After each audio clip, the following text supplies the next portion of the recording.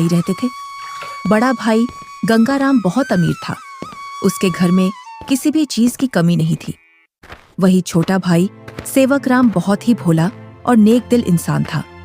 उसके परिवार में उसकी पत्नी और एक बच्चा था। वह इतना गरीब था कि वह मिट्टी के मकान में रहता था।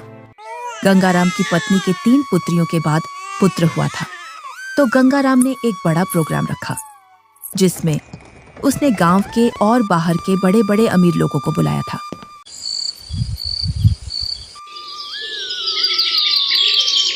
सुबह से ही गंगाराम के घर के चारों ओर चहल पहल थी। कहीं पकवान बन रहे थे तो कहीं बच्चे खेल रहे थे और कहीं मेहमान आ रहे थे।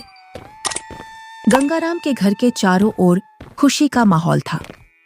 धीरे धीरे चारों ओर के मेहमान आ गए, पर आपके छोटे भैया सेवक कहीं दिखाई नहीं दे रहे हैं। अभी तक आए नहीं। आपने गांव में सबको बुलावा दिया है ना? अरे हाँ, बुलाया है उसको। आता ही होगा अपने बच्चों के साथ। तू यहीं रुक और मेहमानों को देख।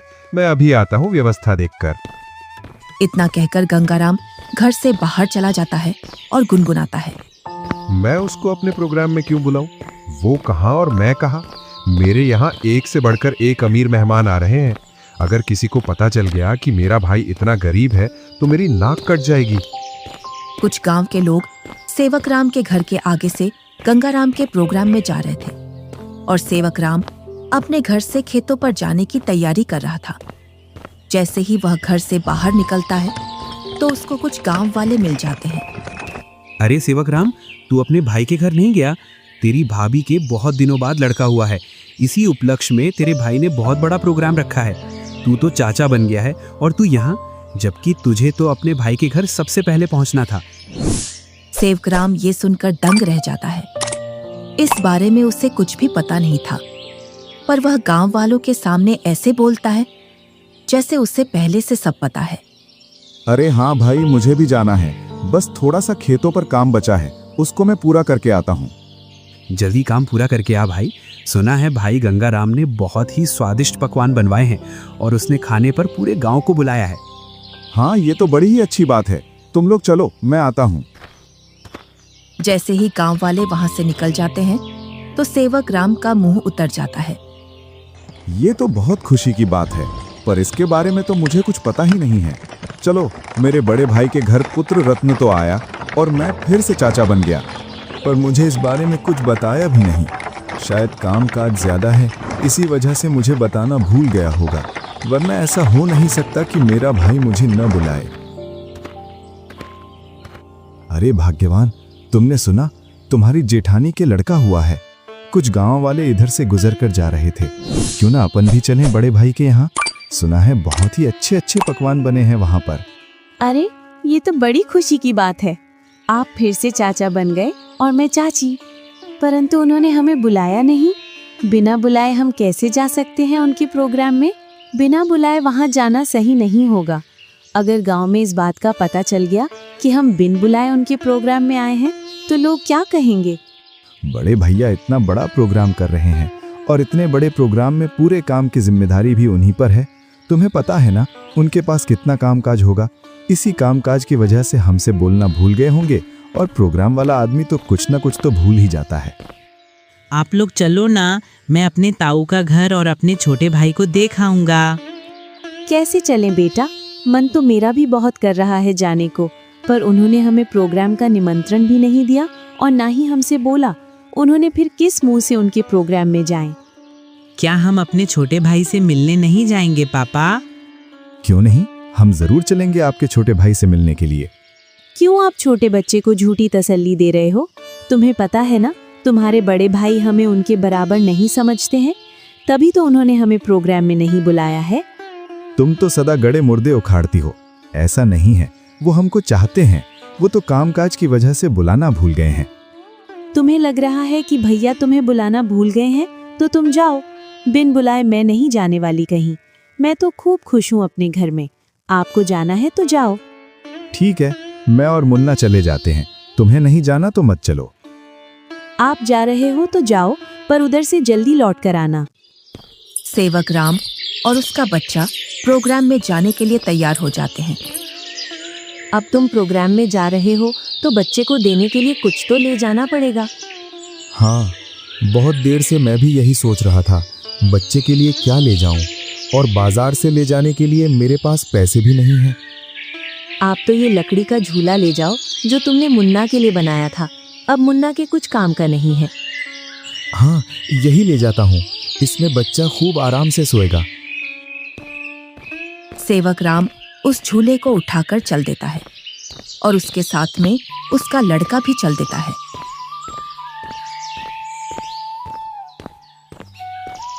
थोड़ी देर बाद दोनों प्रोग्राम में पहुंच जाते हैं।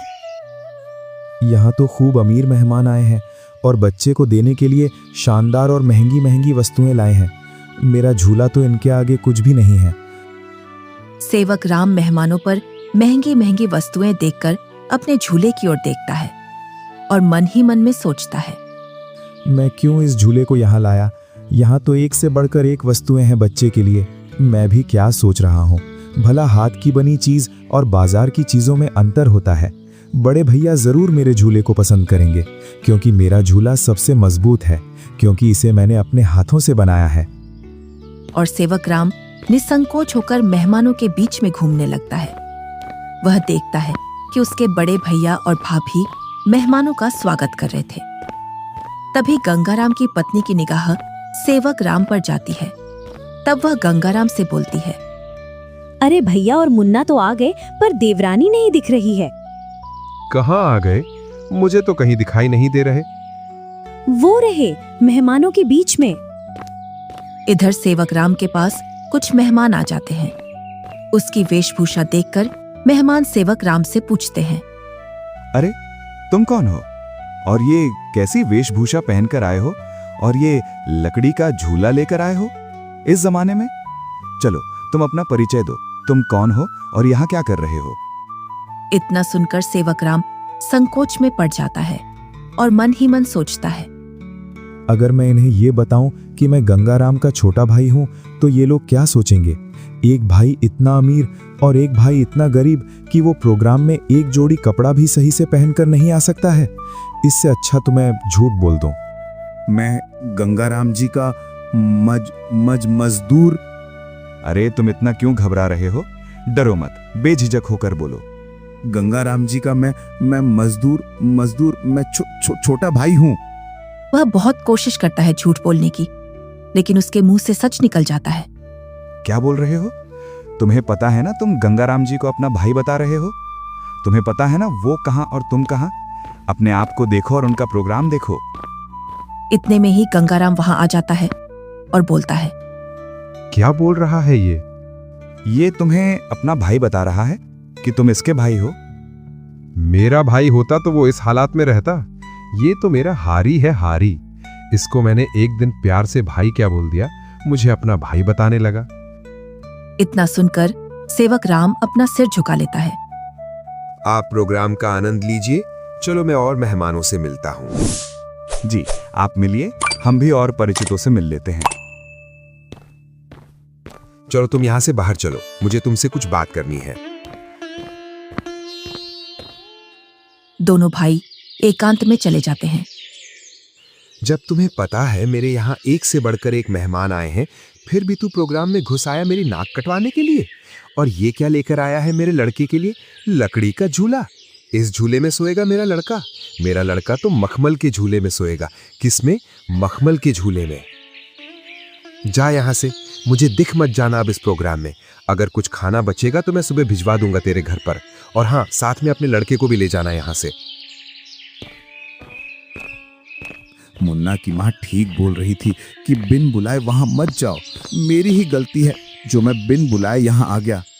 सेवक राम अपने बच्चे को लेकर अपने घर की ओर चल देता है, बड़े ही उदास मन से। इतने में ही बच्चा बोलता है, पापा, हम छोटे भैया से भी तो नहीं मिले और आप इतनी जल्दी घर चल रहे हो।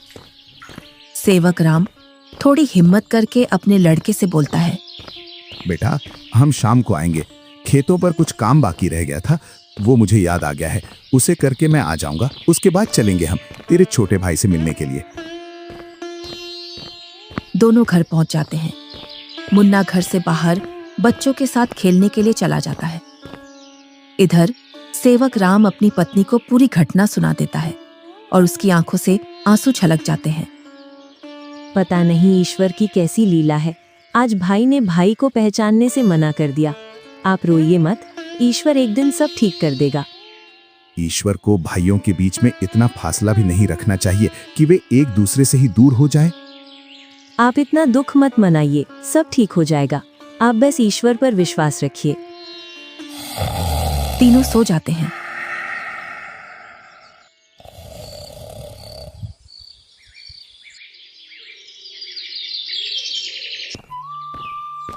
दूसरा दिन गंगाराम के दरवाजे को कोई बजाता है।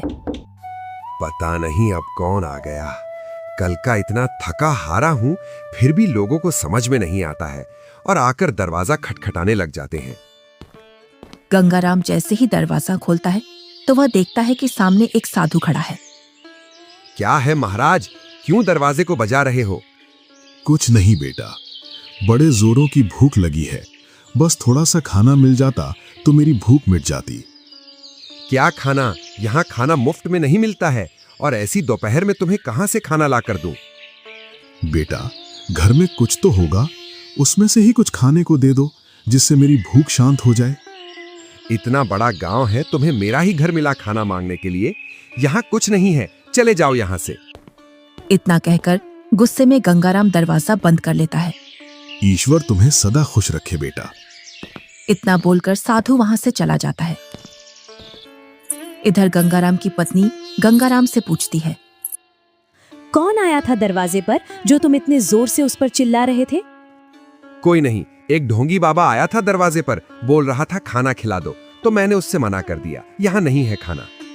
तुम भी पता नहीं अब किस नशे में रहने लगे हो। कल का इतना सारा खाना बचा था, वो वैसे ही फेंकेगा। उसमें से कुछ खाना खिला देते। मैंने ये खाना गरीबों और ढोंगियों के लिए नहीं बनवाया है। ये खाना सिर्फ हम जैसे बड़े लोग ही खा सकते हैं। गंगाराम की पत्नी गुनगुनाते हुए वहां से अपने कमरे में चली जाती है। इनको तो पता नहीं अब किस बात का नशा आने लगा है। सीधे मुंह अब किसी से बात ही नहीं करते हैं। इधर साधु सेवक राम के घर के सामने पहुंच जाता है और बाहर से आवाज लगाता है, अरे घर में कोई है? अरे घर में कोई है? आवाज सुनकर सेवक राम घर में से बाहर निकल आता है। साधु को देखकर बोलता है, जी साधु महाराज, बताइए मैं आपकी क्या सेवा करूं? कुछ नहीं बेटा, बहुत तेज भूख लगी है। कुछ खाने को मिल जाए तो आत्मा तृप्त हो जाएगी मेरी। क्यों नहीं साधु महाराज, आइए आइए, जो कुछ हमारे घर में खाने के लिए मिलेगा हम आपको खिलवा देंगे। दोनों घर के अंदर चले जाते हैं। सेवक राम और साधु जमीन पर बैठ जाते हैं और सेवक राम अपनी पत्नी से बोलता है, अरे भाग्यवान, घर में कुछ हो तो खाने का साधु महाराज को ले आओ। सुबह की कुछ दाल रोटी रखी है और अभी खाना बनाने के लिए घर में कुछ भी नहीं है। अरे बेटी, तुम तो शर्माओ मत, जो घर में खाने का हो वही ले आओ, मैं तो खा लूंगा। सेवक राम की पत्नी जो घर में खाना था उसी खाने को गर्म कर लाती है। लीजिए साधु महाराज, गरीब के घर का खाना। हमारे पास तो खाने में यही है। अरे बेटी, तुम अपना मन इतना उदास मत करो। मैं तो ईश्वर की कृपा से जो मिलता है वही खा लेता हूँ। और तुम दोनों इतना उदास क्यों हो? कोई समस्या है आपके यहाँ? साधु महाराज, खेतों में इतना काम कर रहा हूँ, उतनी ही गरीबी आ रही है। गरीबी कम होने का नाम ही नहीं ले रही है। अब तो स्थिति ऐसी हो गई है, 2 वक्त का खाना भी बड़ी मुश्किल से मिलता है। पता नहीं ईश्वर हमारी कौन सी परीक्षा ले रहा है। ये कोई बीमारी तो है नहीं जिसका मैं आपको सही उपचार बता दूं बेटा। बस ईश्वर पर विश्वास रखो, सब सही हो जाएगा। फिर भी मुझे लगता है तुम मुझे तुम्हारी समस्या सही से बता नहीं रहे हो। इतना सुनकर सेवक राम और सेवक राम की पत्नी साधु महाराज को पूरी बात बता देते हैं कि किस प्रकार गंगाराम ने उनके साथ भेदभाव किया। साधु खाना खा लेता है। पता नहीं आपको हमारे हाथ का खाना कैसा लगा, सही लगा या नहीं? बेटी, तुम अपना मन उदास मत करो। तुम तो अन्नपूर्णा हो और तुम्हारे हाथ का खाना बहुत ही स्वादिष्ट है। इतना सुनकर सेवक राम की पत्नी खुश हो जाती है। तुमने बेटा आज मेरी आत्मा तृप्त कर दी है। अगर तुम आज मुझे भोजन नहीं देते तो पता नहीं आज भूख की वजह से मेरा क्या होता। साधु अपने थैले में हाथ डालता है और उसमें से एक पोटली निकालता है। इसमें क्या है साधु महाराज? ये पोटली बेटा बीजों का भंडार है। तुम जिस भी फसल का बीज चाहोगे वो बीज इस पोटली में से निकलेगा, जिससे तुम्हारी फसल साधारण फसल से 10 गुना ज्यादा निकलेगी। ये तो महाराज आपकी असीम कृपा है। ये मेरी नहीं, ईश्वर की कृपा है बेटा। बस एक बात का ध्यान रखना, इस पोटली के बारे में कभी किसी को मत बताना, और इसमें से जो बीज निकले उन्हें बेचना नहीं। अगर तुमने ऐसा किया तो ये पोटली आपके किसी काम की नहीं रहेगी। जी साधु महाराज, मैं कभी ऐसा नहीं करूंगा। और साधु महाराज वहां से चले जाते हैं। साधु महाराज के पैर जैसे ही घर में पड़े तब से घर में शांति का अनुभव हो रहा है। हाँ भाग्यवान, अब ईश्वर की कृपा से सब ठीक हो जाएगा।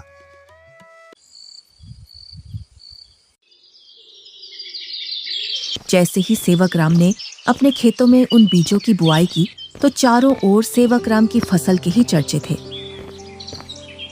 इधर गंगा राम अपने धन के घमंड में जी रहा था, जिससे वह किसी से भी सीधे मुंह बात नहीं करता था।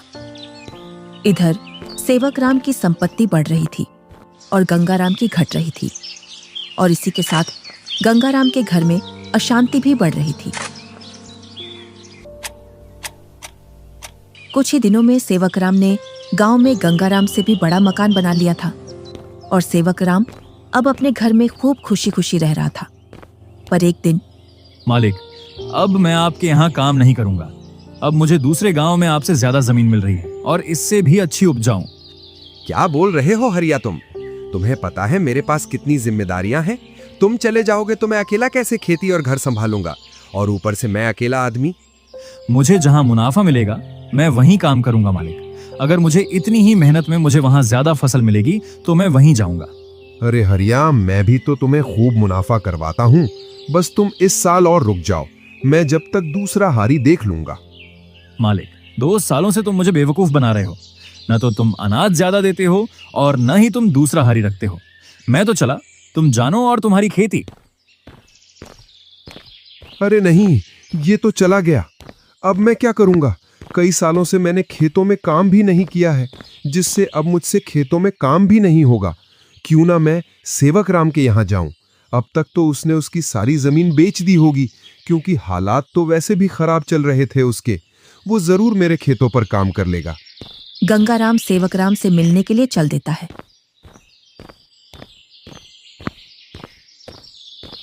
जैसे ही वह उसके घर के सामने पहुंचता है तो वह सेवक राम के घर को ढूंढने के लिए उस मोहल्ले में चारों ओर घूम जाता है।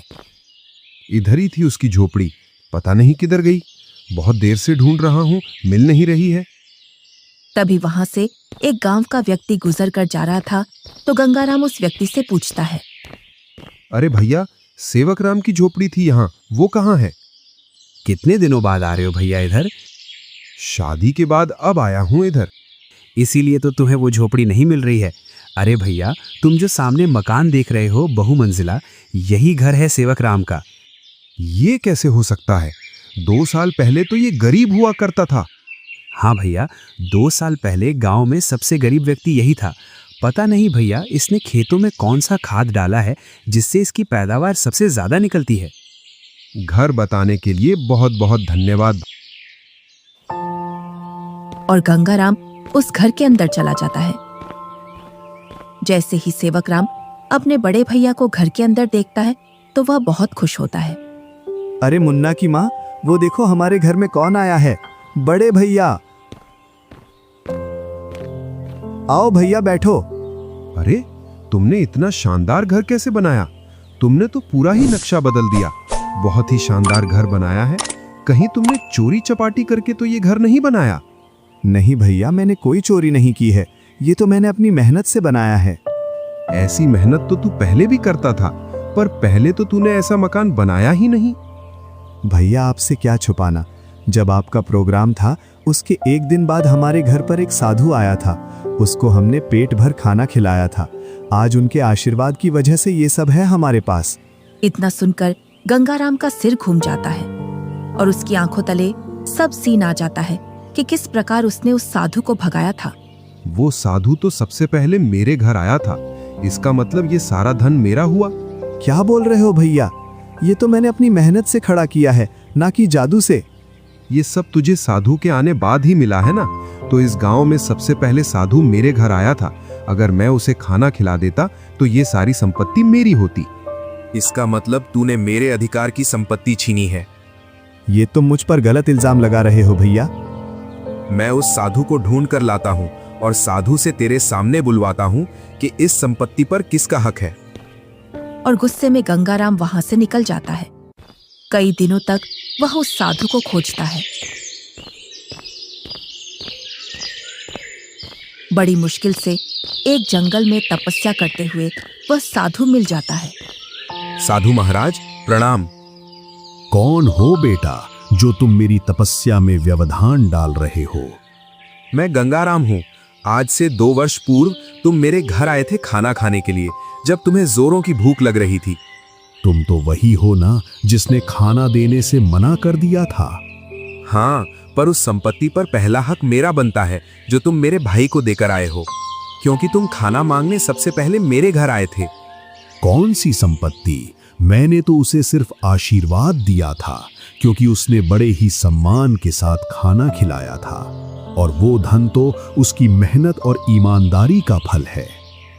इतना सुनकर गंगाराम गुस्से में साधु से बोलता है, साधु, तुम मेरे साथ अन्याय कर रहे हो, क्योंकि उसकी संपत्ति पर पहला अधिकार मेरा है, क्योंकि तुम सबसे पहले मेरे द्वार पर आए थे। अगर तुम मुझे ये पहले ही बता देते कि मैं तुझे और भी अमीर बना दूंगा, तो मैं तुम्हें उससे भी अच्छा भोजन कराता। उसने क्या खिलाया होगा आपको? सूखी रोटी? गंगाराम साधु से बहुत वाद विवाद करता है और गुस्से में साधु से बोलता है, जिससे साधु को क्रोध आ जाता है। बालक, तुमने मेरी सब्र की सीमा खत्म कर दी है। तुम मेरे श्राप से अब बच नहीं सकते हो। इतना सुनकर गंगाराम के होश उड़ जाते हैं। इतने में ही सेवक राम और गंगाराम की पत्नी आ जाती है। क्षमा कीजिए साधु महाराज, क्षमा कीजिए। अरे बेटी, तुम क्यों माफी मांग रही हो? मेरे पति थोड़े उग्र हैं, उनको पता नहीं है किससे कैसे बात करना है। इतना सुनकर गंगाराम भी माफी मांग लेता है। गंगाराम, अभी तक तुम्हारा जो घर चल रहा था वो तुम्हारी पत्नी के निर्मल भाव की वजह से चल रहा था। अब तुम अपने लालच को छोड़ दो और दोनों भाई साथ साथ रहो, क्योंकि तुम्हारा छोटा भाई बहुत ही ईमानदार है। जी साधु महाराज। तुम्हें कैसे पता चला मैं यहाँ हूँ? आप जिस दिन साधु महाराज की खोज में निकले, उसी दिन भैया मेरे पास पहुँच गए थे और उन्होंने आपके बारे में मुझे सब बता दिया था। भाई हो तो तेरे जैसा, मेरे जैसा भाई किसी को भी नहीं मिले।